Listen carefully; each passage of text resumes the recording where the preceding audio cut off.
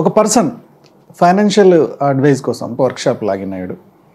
So తన planning అంతా విన్న తర్వాత తనకు ఫైనాన్షియల్గా ఇన్కమ్ సరిపోవట్లేదు, ఎక్స్ట్రా ఇన్కమ్ పెంచుకోమని చెప్పాను. నేను 14-15 ఆప్షన్స్ చెప్పాను, డైరెక్ట్ సెల్లింగ్ ఆప్షన్ కూడా చెప్పాను. సో అతను డైరెక్ట్ సెల్లింగ్ ప్రజెంటేషన్ తర్వాత నా క్యాలిక్యులేషన్స్ అయిపోయిన తర్వాత ప్రజెంటేషన్ విని తర్వాత నాకు కాల్ చేశాడు. సార్ మీరేంటి ఈ డైరెక్ట్ సెల్లింగ్ బిజినెస్లో ఒక సోపులు సబ్బులు గురించి ప్రమోట్ చేసే బిజినెస్ గురించి ప్రమోట్ చేయడం ఏంటి అంటే, డైరెక్ట్ సెల్లింగ్ బిజినెస్లో ఏముంటాయి, అయితే న్యూట్రిషన్ ప్రొడక్ట్స్ ఉంటాయి, లేకపోతే ఎఫ్ఎంసీజీ ప్రొడక్ట్స్ ఉంటాయి. ఓకే, వీటిని ప్రమోట్ చేస్తున్నారని నేను ఇంకేదో గొప్ప బిజినెస్ అనుకున్నాను. ఇది ఒక 10 ఏళ్ల క్రితం చూశాను, 20 ఏళ్ల క్రితం చూశాను. సో ఇలాంటి బిజినెస్ని రిఫర్ చేస్తారనుకోలేదు సార్ నేను. కొంచెం చీప్గా మాట్లాడాడు. తర్వాత కొంతమంది ఫైనాన్షియల్ ఎక్స్పర్ట్స్ కూడా నాతో ఇదే అన్నారు, సార్ మీరు ఎందుకు ఈ డైరెక్ట్ సెల్లింగ్ బిజినెస్ని ఎక్కువ రిఫర్ చేస్తున్నారు? మీలో కూడా చాలామందికి ఈ డౌట్ ఉండొచ్చు. 20-30 సంవత్సరాల నుంచి ఉంది డైరెక్ట్ సెల్లింగ్ ఇండస్ట్రీ. ఓకే, మంచి గ్రోత్ ఉంది, ఓకే, అయినా పర్లేదు. సో రామకృష్ణ గారు ఈ ఫైనాన్షియల్ ఎక్స్పర్ట్ లాగా ఉండి ఎందుకు ఈ బిజినెస్ని రిఫర్ చేస్తున్నాడు అని చెప్పి చాలామందికి డౌట్ ఉంటుంది. ఆ డౌట్ని ఇవాళ మనం క్లారిఫై చేసుకుందాం.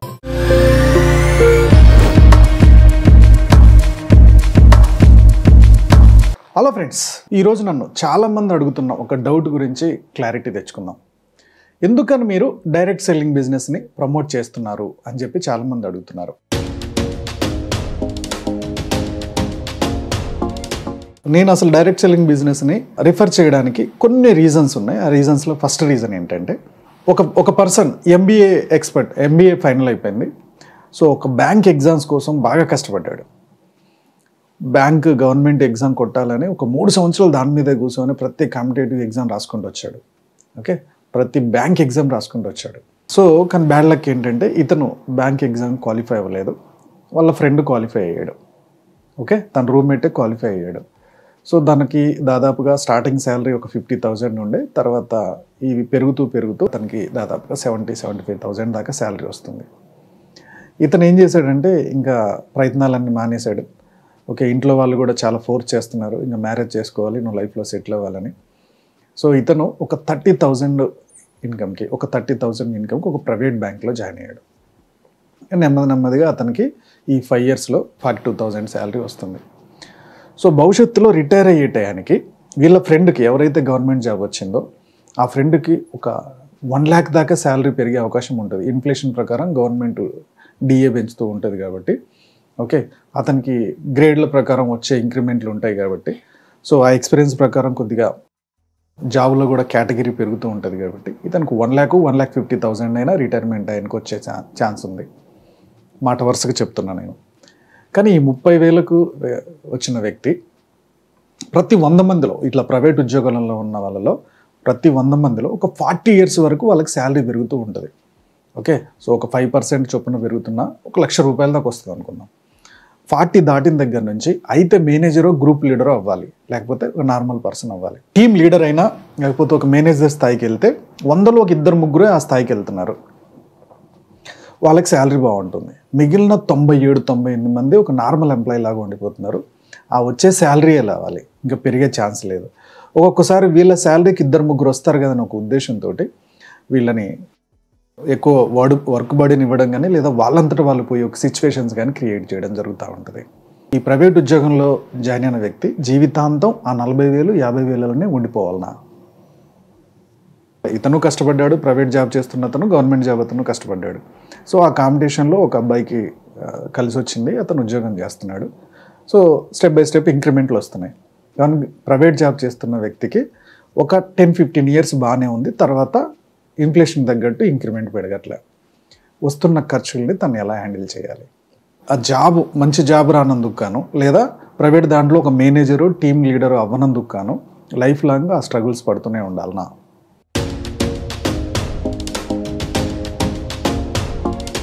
ఒక 2 వ్యక్తులు ఉన్నారు, వాళ్ళు సివిల్స్ ప్రిపేర్ అవుతున్నారు.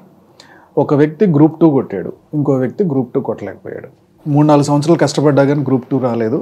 ఇంకా ఇంట్లో ప్రెజర్ వలనో బాధ్యతల వలనో డబ్బులు లేకనో ప్రైవేట్ ఉద్యోగంలోకి వెళ్ళిపోయాడు. ప్రైవేట్ ఉద్యోగంలో ఇతను సేమ్. సో ఒక 30,000కి ఒక కంపెనీలో జస్ట్ సేల్స్ మేనేజర్గానో లేకపోతే ఇంకో స్థాయిలోనో జాయిన్ అయ్యాడు. నెమ్మదిగా ఆ కంపెనీలో గ్రోత్ అవుతూ వచ్చాడు. 40-45 ఇయర్స్ వరకు బాగానే ఉంది, తర్వాత ఆగిపోయింది. గ్రూప్ 2లో క్వాలిఫై అయిన వ్యక్తి నెమ్మదిగా అతను శాలరీలో ఇంక్రిమెంట్ అవుతూ ఓకే అతను స్టేజెస్ ఇంప్రూవ్ చేసుకుంటూ వెళ్ళిపోయాడు. సో ఇతనికి శాలరీలో దాదాపుగా చాలా వేరియేషన్ ఉంది.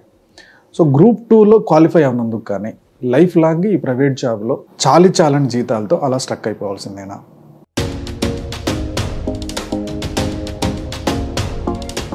ఇంకొక ఇద్దరు ఫ్రెండ్స్ ఉన్నారు, బీఈడీ క్వాలిఫై అయ్యారు, ఇద్దరు బీఈడీ క్వాలిఫై అయ్యారు. సో బీఈడీ అయిపోయిన తర్వాత గవర్నమెంట్ పోస్టుల కోసం, గవర్నమెంట్ టీచర్ కోసం వెయిట్ చేసుకుంటూ వచ్చారు. ఒకతను గవర్నమెంట్ టీచర్ క్వాలిఫై అయ్యాడు, ఇంకొక అతను గవర్నమెంట్ టీచర్ క్వాలిఫై అవ్వాల, ప్రైవేట్ టీచర్గా జాయిన్ అయ్యాడు. ఒక 30,000కి స్కూల్ టీచర్గా చెప్పుకుంటూ వస్తున్నాడు ప్రైవేట్ ఇతను. సో గవర్నమెంట్ ఉద్యోగం వచ్చిన వ్యక్తి స్టెప్ బై స్టెప్ కొంచెం ఇంప్రూవ్ చేసుకుంటూ ఆల్రెడీ అతని గ్రేడ్స్ పెరుగుతూ వెళ్తున్నాయి. అతని శాలరీ రిటైర్మెంట్కి వచ్చే వరకు 1,20,000 అయింది అనుకుందాం. ఇతని శాలరీ ఒక 50,000 దాకా వచ్చి తర్వాత స్ట్రక్ అయిపోయింది. అంటే ప్రైవేట్ ఉద్యోగాల్లో చేస్తున్న వాళ్ళందరికీ శాలరీస్ పెరగట్లేదా అంటే పెరగవు. ఒక స్టేజ్ వరకు పెరుగుతాయి, తర్వాత నెమ్మదిగా వాళ్ళని ఎలా తగ్గించాలని చూస్తారు.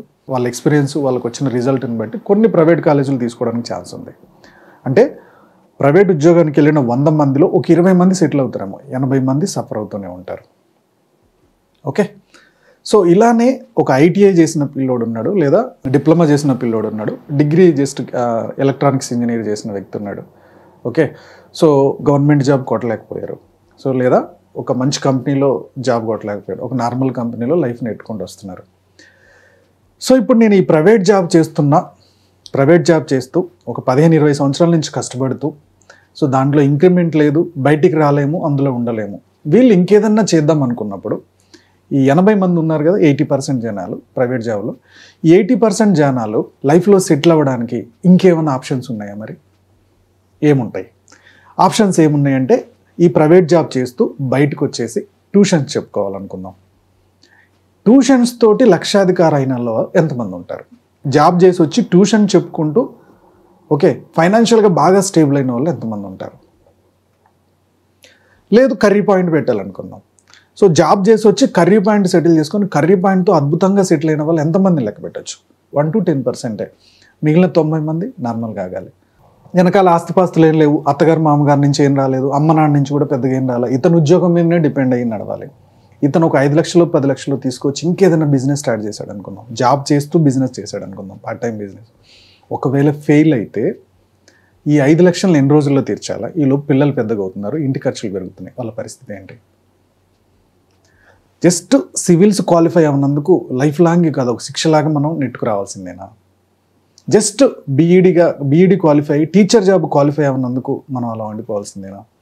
డిగ్రీ చేసాము కానీ సాఫ్ట్వేర్ ఫీల్డ్కి వెళ్ళలేదు, డిప్లొమా చేసాము, డిప్లొమా నుంచి బీటెక్ చేయలేకపోయాం, అందుకని సాఫ్ట్వేర్ ఫీల్డ్కి వెళ్ళలేకపోయాం. సాఫ్ట్వేర్ ఫీల్డ్లో కొన్ని సెక్టార్లో మంచిగానే ఉంది, ఎప్పటికప్పుడు అప్డేట్ అయ్యేవాళ్ళు. ఇలా అప్డేట్ అవ్వని వాళ్ళ పరిస్థితి ఏంటి?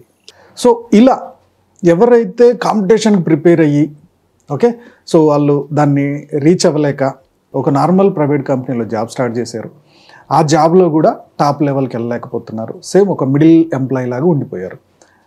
ఇలాంటి ఎంప్లాయీ ఏమన్నా చేయాలంటే డబ్బులు ఉండాలి, పార్ట్ టైం ఏదైనా చేయాలంటే డబ్బు ఉండాలి. ఆ ఎక్స్పీరియన్స్ ప్రకారం వర్కౌట్ అయిందే హ్యాపీ, వర్కౌట్ అవ్వకపోతే అప్పులు పాలవ్వాలి, అంతేనా? సో ఇలాంటి వ్యక్తులకి నేను కూడా ఒక ప్రైవేట్ జాబ్ చేసి, ఈ ప్రైవేట్ జాబ్లో 15 ఇయర్స్ చేసిన తర్వాత కూడా ఒక స్టేజ్ వరకు గ్రోత్ ఉంది, ఆ తర్వాత గ్రోత్ లేదు, ఒక మిడిల్ ఎంప్లాయీ లాగా ఉండిపోయా. ఇలా మిడిల్ ఎంప్లాయీస్కి ఉండే ఇబ్బందులు ఏంటి, ఆర్థిక ఇబ్బందులు ఏంటి, మనం ఇక్కడే ఉండిపోవాలన్నా, మనకేమన్నా ఆప్షన్ ఉందా అని 2-3 బిజినెస్ ప్రయత్నాలు చేసి అందులో ఫెయిల్ అయిపోయి అప్పుల పాలైపోయిన వాళ్ళు చాలామంది ఉన్నారు. నేను కూడా అలా అయిన వాడిని. దీని నుంచి బయటపడాలంటే ఒకే ఒక్క సొల్యూషన్ ఏంటి అని నేను ఆలోచించి రీసెర్చ్ చేసినప్పుడు పెట్టుబడి లేకుండా చేసే బిజినెస్లే చాలా ఇంపార్టెంట్ అని అనిపించింది.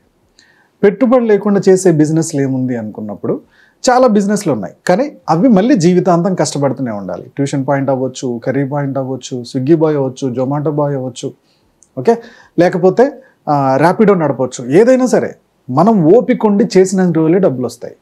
బట్ ఆ డబ్బులన్నీ కూడా మనం ఫైనాన్షియల్గా ఒక మేనేజరు, లేకపోతే ఒక టీమ్ లీడరు, లేకపోతే ఒక గవర్నమెంట్ ఎంప్లాయో, గ్రూప్ 1 ఎంప్లాయీ, గవర్నమెంట్ ఎంప్లాయో, అతనికి వచ్చేంత ఇన్కమ్ మనం సంపాదించలేం.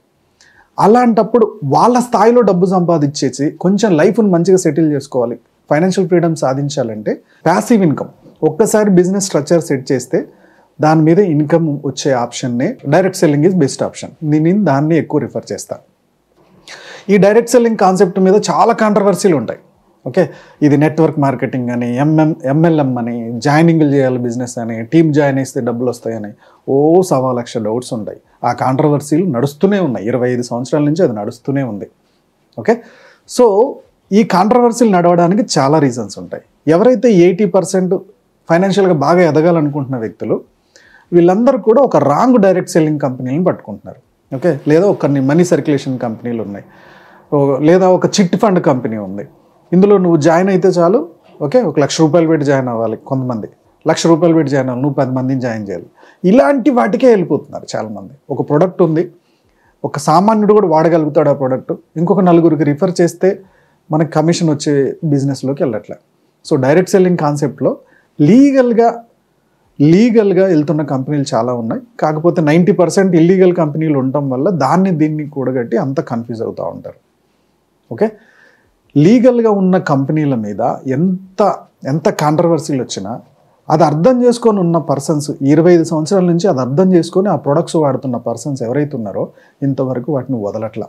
యాంవే అవ్వచ్చు, హెర్బల్ లైఫ్ అవ్వచ్చు, మోడికేర్ అవ్వచ్చు, వేస్టేజ్ అవ్వచ్చు, వాళ్ళ మీద ఎన్ని కాంట్రవర్సీలు వస్తున్నా, ఇలా చాలా కంపెనీలు ఉన్నాయి లీగల్గా వెళ్తున్న కంపెనీలు, వాటి మీద ఎన్ని ఇలిగేషన్స్ వస్తున్నా, ఎన్ని కాంట్రవర్సీలు వస్తున్నా, ఆ ప్రోడక్ట్ వాడుతున్న పర్సన్స్, ఆ బిజినెస్ చేస్తున్న పర్సన్స్ వాళ్ళ పని వాళ్ళు చేసుకుంటూ వెళ్ళిపోతున్నారు.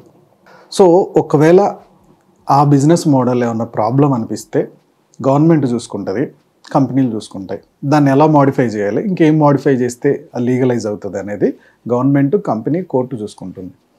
జనాల్ని మోసం చేయరు. లీగల్ కంపెనీలో జనాల్ని మోసం చేసే పరిస్థితి ఉండదు. మనకు అవసరం అవుతున్న ప్రొడక్ట్స్ వాడుకుంటాం, ఒక 10 మందికి రిఫర్ చేస్తాం. ఈ 10 మంది కలిసి ఆ ప్రొడక్ట్స్ కొన్న రోజున ఎంత టర్న్ ఓవర్ జరుగుతుందో ఆ టర్న్ ఓవర్ మీద ఆ 10 మందికి డిస్కౌంట్ వస్తుంది, మనకి కమిషన్ వస్తుంది. ఈ పాయింట్ ఆఫ్ వ్యూలో వెళ్ళిపోతుంది. ఇలాంటప్పుడు లక్షల పెట్టుబడి లేదు కదా.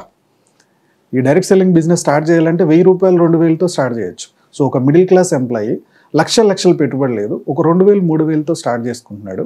దాన్ని రొటేషన్ చేసుకుంటూ వెళ్ళిపోతున్నాడు, బిజినెస్ లాగా చేసుకుంటూ వెళ్ళిపోతున్నాడు. సో నెమ్మదిగా ఒక 20,000, 30,000 వస్తున్నాయి.